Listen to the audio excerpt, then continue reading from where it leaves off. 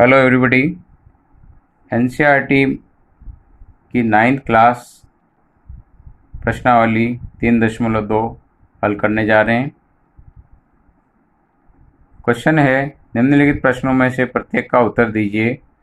कार्तिक तल में किसी बिंदु की स्थिति निर्धारित करने वाली क्षैतिज और ऊर्ध्वाधर रेखाओं के नाम क्या है? हमने इसके परिचय में प्राप्त किया था।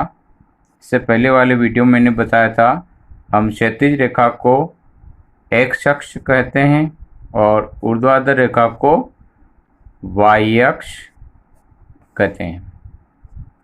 तो इन दोनों के नाम हो गए, क्षैतिज रेखा का एक्स अक्ष और ऊर्ध्वाधर रेखा का वाई अक्ष। इसी प्रकार से अगला प्रश्न है, इन दो रेखाओं से बने तल के प्रत्येक भाग के नाम बताइए। इन दोनों रेखाओं से बने भाग के नाम हमने देखा था कि तल को 4 भागों में विभाजित कर लेता है, जिन्हें हम चतुर्थांश कहते हैं। चतुर्थांश।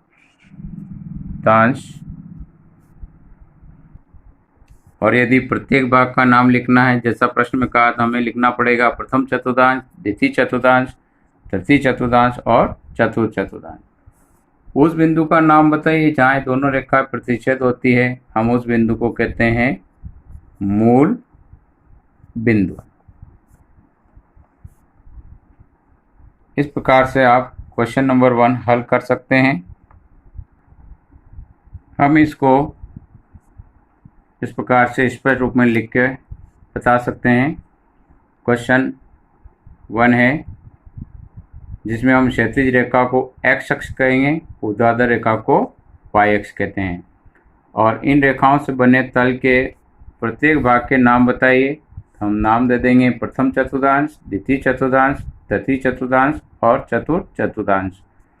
अगला क्वेश्चन है, उस बिंदु का नाम बताइए जहाँ दोनों रेखाएं प्रतिच्छेदी होती है। हम उसे मूल बिंदु कहते हैं। हम इसको पहले चित्र में समझ चुके हैं पिछले। आप चित्र देख सकते हैं, यह क्षैतिज रेखा है और यह ऊर्ध्वाधर रेखा है। इसको हम एक्स अक्ष कहते हैं, ऊर्ध्वाधर रेखा को हम वाई अक्ष कहते हैं और इनके कटान बिंदु को हम मूल बिंदु कहते हैं। तो दोनों रेखा जिस बिंदु प्रतिच्छेद करते हैं उसे मूल बिंदु कहते हैं। और प्रत्येक भाग को हम अलग अलग नाम दिया था, प्रथम चतुर्थांश, द्वितीय चतुर्थांश, तृतीय चतुर्थांश और चतुर्थ चतुर्थांश।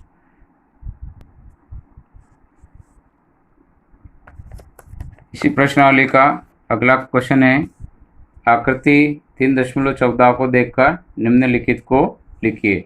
सबसे पहले है बिंदु बी के निर्देशांक। हम आकृति देखकर बिंदु बी के निर्देशांक लिखेंगे। थोड़ा सा आकृति बता देते हैं आपको। जैसे ये इसमें बिंदु बी आपको दिखाई दे रहा होगा, ये यहाँ पे है। तो इस बिंदु तक पहुँचने के लिए हमको मूल बिंदु से चलना पड़ता है। 1 2 3 4 5। हम एक अक्ष पर कितना चले, -5। तो हम इसके निर्देशांक लिख देंगे -5। और वाई अक्ष पर हम ऊपर की ओर चलें 1 2, यानी इसके निर्देशांक हो गए -5 और 2। बी के निर्देशांक हो गए -5 और 2। अगला प्रश्न है सी के निर्देशांक।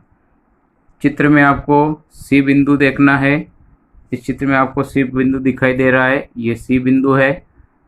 हमें इस बिंदु तक पहुंचने के लिए मूल बिंदु से स्टार्ट होके इधर चलना पड़ेगा एक्स अक्ष पर। तो यहाँ तक आए हम 5 और फिर नीचे आए हम चले यहाँ तक वाई अक्ष पर -5, अर्थात सी के निर्देशांक हुए 5 और -5। इस प्रकार से हमने बिंदु सी के निर्देशांक प्राप्त कर लिए।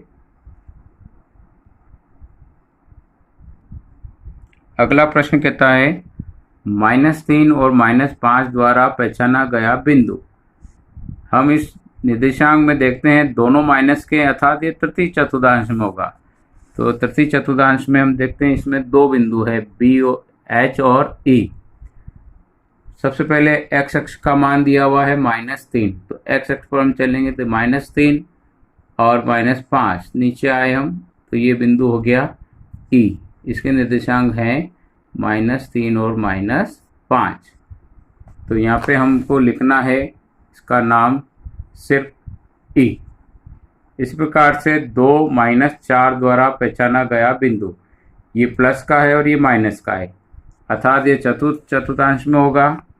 चतुर्थ चतुर्थांश में हम इसके निर्देशांक ज्ञात कर चुके हैं, बचा जी। तो हम देखते हैं 2, तो एक्स अक्ष पर चले 2 और नीचे आ जाइए आप -4। तो इस प्रकार जो पहचाना गया बिंदु वो जी है, तो हम यहाँ लिख देंगे इसके नाम जी। डी का भुज, डी, ये बिंदु डी है। पहले हम इसके निर्देशांक निकालेंगे, तो हम देखते हैं एक्स अक्ष पर चलेंगे 6 है और वाई अक्ष पर ऊपर प्लस का है 2। एक्स निर्देशांक को भुज कहते हैं, वाई निर्देशांक को कोटि कहते हैं। तो हमें डी का भुज बताना, भुज यानी 6, तो हम यहाँ डी का भुज लिखेंगे 6। बिंदु एच की कोटि, बिंदु एच की कोटि, बिंदु एच ये रहा। पहले हम इसके निर्देशांक देख लें, तो हम एक्स अक्ष पर चले -5, तो एक्स निर्देशांक -5 और वाई निर्देशांक है -3। तो हमें एच की कोटि बताना है, वो हो गई -3, तो हम यहाँ लिख सकते हैं -3।